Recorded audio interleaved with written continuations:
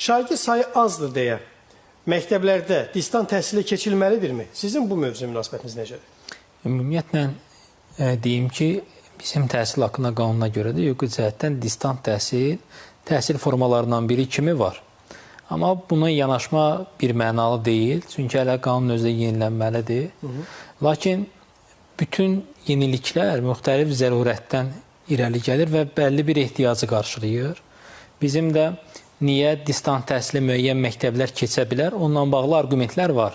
Yəni, burada sayı azdır, maliyyə xərcləri, kifayətlər çoxdur, müəllim çatışmazlığı var kimi səbəblər gətirə bilərik. Amma düşünürəm ki, istənilən, qəbul edilən qayda və yenilik tərəzinin müxtəlif gözlərinə müsbətləri və mənfilərini yerləşdirməklə düzgün qənaətə gəlmək olar. Ki, bu hadisə bizə nələri xeyir kimi, fayda kimi verəcək, amma nələri zərər kimi götürəcək. Bu dediyiniz əslində bir və Tahirə xanımın dediyi təhlillər məsələsinə gətirmişsiniz. Ümumiyyətlə, həm Vəfa xanım, həm Tahirə xanım, həm də Ceyhun müəllim kifayət qədər önəmli məsələlərə toxundular və razılaşdığım məqamlarda kifayətlər çoxdur hər birisi ilə. Bəs nələrlə razılaşmışsınız? Sadəcə mən əminəm ki, distant təhsil heç bir zaman ənənəvi təhsilin bir alternativi deyil. Yəni, ola bilməz və alternativ odur ki, onu mütləq qarşılamalıdır, ən azı böyük bir hissəsini ehtiva eləməlidir. Lakin burada distant təhsil bunu qarşılaya bilməyəcəyini biz bilirik. Bunun dəhşətli bir koronavirus pandemiya dövründə də biz praktikada acılarını yaşamışıq. Hələ də o travmalar bizim uşaqlarımızdan demək olar ki, getməyib. Amma biz distant təhsilə keçməklə şagirdlərin hansı bacarıqların, deyək ki, onlar zamana qənaət edə bilərlər, daha çox zamanları yarana bilər və yaxud da texnoloji avadanlıqlardan daha yaxşı istifadə imkanlarına sahib ola bilərlər.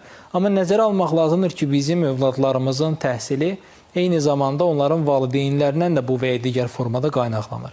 Həqiqətən texniki cəhətdə onu təmin eləmək olacaqmı?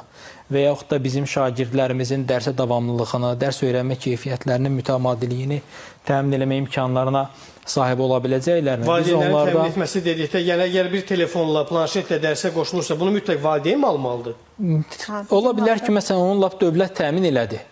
Amma orada həqiqətən də internet xəttindən tutmuş, o şagirdin keyfiyyətli formada dərsə qoşulub, çıxmadan dərsdə axıra qədər oturmağı və aktiv formada istifadə edib son nəticədə dərsin mənimsənməsinə nail ola biləcəkmi? Yəni, suallar kifayət qədər çox şaxəli qoymaq olar. Çox yaxşı yerlərə toxunuldu ki, bu kəndlərin boşalmasından tutulmuş, Ceyhun müəllim dediyi kimi sosial bacarıqları onların məhdudlaşacaq və nəzərə alsaq ki, hansı kəndlərdə ki, 3 nəfər, 5 nəfər şagird var, onsuz da o şagirdlərin bir-birinin ünsiyyətində ciddi problemlər var. Onsuz da bu şagirdlər azdır. Bu səfər biz onları